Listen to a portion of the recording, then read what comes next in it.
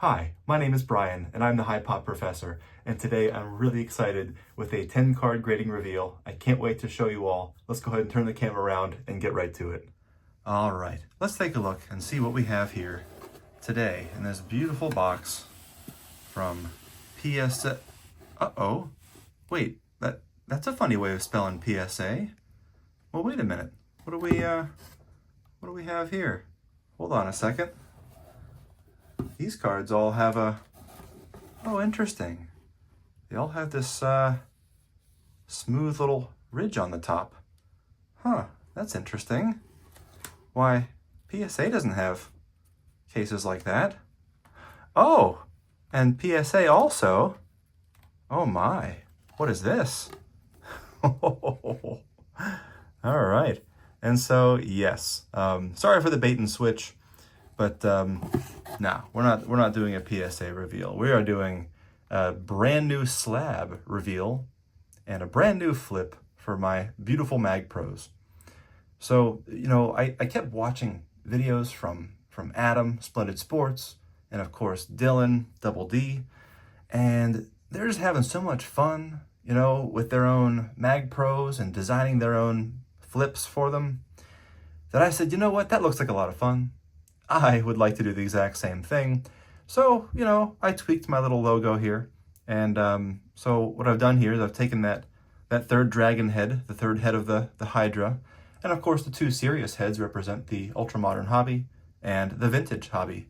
But of course, where does that leave the 90s head dragon? Well, that's me. And so this is, again, I've got the hat and of course the monocle,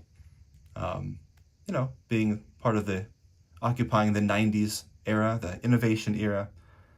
This is, and of course with a little sticker with them on there too. So let's take a look at what we've got in our 10 card. It is in fact a 10 card order reveal. And let's just take a look at what we've got here. So what we've decided to do with these flips, I've decided, because I'm a hobby numbers kind of guy, I like to go ahead and name the card and the player on the top. If there's extra information about this card that makes it particularly special, I'm going to go ahead and put that second. And then, of course, I'm a numbers guy. So we have the pack odds, the true odds, which is the pack odds times the number of cards in the set, and then the pack dollars to pull, which is basically the true odds times the price per pack. If you were to spend money on busting open this wax to get this card, that's what you would expect to be able to spend on average to be able to expect to obtain this card through ripping wax. And so, let's take a look at this very first card, this beauty from 96, Zenith, Pinnacle Zenith. And of course, this is an insert. It's actually a parallel of an insert. So here's the actual one, which has the holographic shimmer on there. These were about 1 per box. And these were in, well, if I forget, it's 1 in 350 packs. So there it is, right there. Now this font is really small. So I worked with a representative from Zion to sort of get this template set up, and then I went ahead and edited some of them and sent them back. And I guess when you design, they actually helped me design this logo on the back as well. And of course, she was very professional, and it was a lot of fun. It was a fun process to do. And I actually have an editable template now. And so I can go ahead and create my own. I can print my own using like photo paper. And, but with the design came 10 of these pre-printed labels from Zion. So anyway, so these are the 10 original ones I got. And so I'm just pumped to go ahead and go through these and start putting my other cards that aren't in PSA or Beckett holders into these. So here we are. Here's the 96 Zenith Diamond Club, the actual Diamond Club, and then one with the real authentic chip of the diamond inserted in there. So an actual diamond in the card, embedded in there. So how's that, And just when you thought the precious metals couldn't get any better with the actual gold and actual platinum within baked in the card, yep, they have actual diamonds. So go figure that one. Okay, let's move this light a little bit. It's getting a little, there we are. Okay. So let's continue on. And next, we have this beautiful, beautiful, beautiful new Pinnacle. Got this green artist proof, gorgeous Dufex. Love that Dufex shine from 97. Gotta love this green artist proof. There's that High Pop Professor label on the back. Fantastic. I just can't. Oh man, these are so great. I had them in the little baggies too. The perfect fit sleeves are fantastic. I took them off to apply the stickers. Haven't had a chance to put them back on yet, but that's okay. We can wait for a second. Now this one, well, this one I've been showing a little too often recently. And of course it pairs well with the regular refractor, but of course the gold refractor with a print run. I guess there's a typo on there now because I had edited this before my other video. And I guess the print run, calculated print run should be 31.7 according to my other video, but 30 is pretty close. But that's okay. Look at that. Yeah, pretty outstanding true odds here, and the pack dollars to pull. You're looking at over $100,000 to pull that thing. That's, woo! Oh boy. Wow. Oh man. Oh goodness. All right, and again, this next card too is just a perfect example of a type of card that really benefits from something like this. So here's a 2001 Diamond King Studio Series autograph. And what's interesting, this is the same kind of card. If you watched my my Beckett authentication reveal, this is an all-time Diamond Kings from the same set. They did have inserted autographs in there, and so, but only the first 50 that were signed are the pack pulled variety. And so we have a number of 37 for this Chipper Jones. And we got a number of 23 for the Nolan Ryan for serial numbering. But only the Chipper is the pack pulled certified autograph. And you can tell because it's the Studio Series variety. And so things to look for here. You'll notice the texture difference. This is on a canvas cardstock, whereas the other one is not. It does actually say Studio Series on either side of this in this hollow foil. And then, of course, it's got a Donruss embossed stamp, if you can see that on there. Yeah, there it is.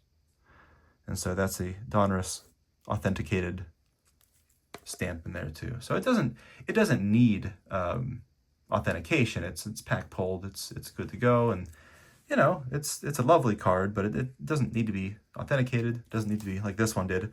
Doesn't need to be graded either. So yeah, it's found its perfect forever home in this beautiful, delightful Mag Pro, personalized with all the info that I want on there. It's got the canvas cardstock. It's got the embossed stamp. Only the first 50 serial number ones were signed and pack pulled. Here's the serial number. All the information I want on there. Man, this is just so much fun. Oh, how about this beautiful, classic 91 Donruss Elite Barry Bonds. Man, the first serial numbered card in the hobby. You believe that? Whew. Boy, these things. Now, what's funny about this one, so I name it on there. First serial numbered card out of 10,000. It's a gigantic serial number on the back. Look at that. Now, these cards are not easy to get. Oh, yes, and of course, can't forget, this exact copy was from my dad's collection, from the JM collection. So it's actually my dad's, one of his cards, and I love it. Now, what's really interesting about this one is they didn't have a pack odds, listed on here, but these things are really tough to get. And doing a little bit of poking around online, I found that these things were estimated in 1 in 75 boxes. So, which translates to 1 in 2,700 packs. I put the true odds on there. I didn't put the pack dollars to pull, the PDP number, because, well, these particular packs were only like 50 cents each. This is 91 Donruss we're talking about. So that's not going to be a super astronomical number. But speaking of Barry Bonds Donruss Elites, woo, look at this. Beauty. Oh, man. 93 Donruss Elite. Here we go again. Another one from my dad's collection. No one, again, knows the pack odds. They were serial numbered similarly. Presumably, they had a little bit lower print run than 91. I feel like 91 was really in the throes of the high pop wax era. Just a gorgeous card. Absolutely beautiful. What a sharp card. I love that contrast to this crazy, ridiculous, the first ever cracked ice set. Super shiny, super shimmery, and the back is just so plain. And that contrast is just stunning. Oh, boy, I love that. Oh, man. Oh, gosh. All right. And moving along. We got, 99. Bowman Chrome International Refractor. We got Texas represented here with the Alamo in the background. Greg Maddux. Now, of course, here's the regular one that doesn't have the Alamo in the background. You know, and these cards are very subtle, you know. You pull one, you think you just got a refractor, you wouldn't realize it's the international one. Anyway, I considered setting this in to get my most recent actual PSA order.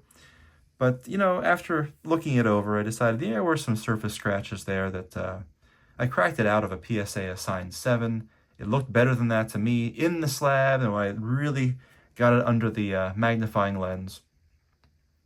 I thought, that might be pretty close to the actual grade. So maybe that was a good grade after all.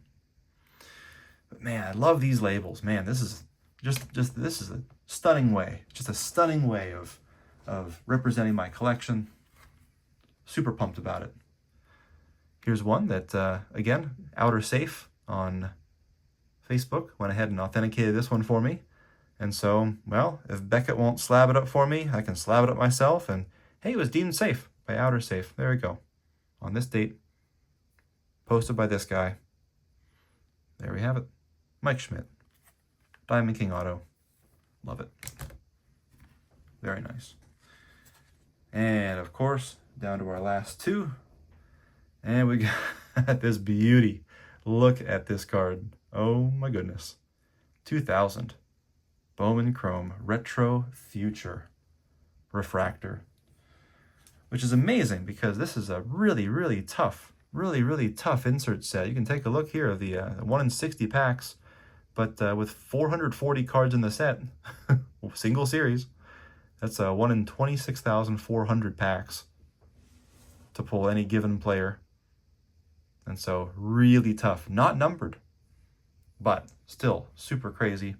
It actually is a parallel, and so it's the exact same image that you see on the regular 2000 Bowman Chrome. I don't have a new label for this yet, but soon it will match.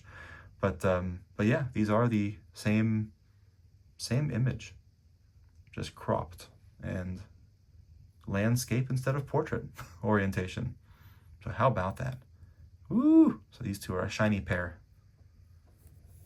Oh man. Okay. And last, but certainly not least, we're going to talk about iconic hobby cards. Look at this beauty. First ever game jersey card. And this is back when the relics actually were worn by the player. Look at that. Authentic game worn. Yeah, they're not mincing words. Back in 97. Yeah, look at that. First game used relic card ever made. 1 in 800 packs. Oh man, what a beauty. Boy, look at that card. Doesn't shine, but I don't need every card to shine. It doesn't need to be a refractor to be a shining beauty in my collection. All right. And that does it. That brings up the rear. That brings up the end of this grading reveal. I guess I couldn't call it a grading reveal because mine don't have no numbers in the corner. Well, I guess mine have enough other, small numbers on there, so I got enough numbers on these. I don't need to clutter it up anyway. See, I always find the grade to be distracting anyway, so I just want to enjoy the beauty of the card. I've got my beauty here. I've got my museum quality label with my yellow parchment paper background, which, anytime I'm taking notes, I've always got this yellow parchment paper here that I'm working on and writing notes on, and so, yeah, that's how we're going to do that. And just pumped today because today was the day that these extra little sticker labels to go over the tops just came in. And so I'm just having a blast. Thanks for coming along with the ride with this video, and I will see you in the next one.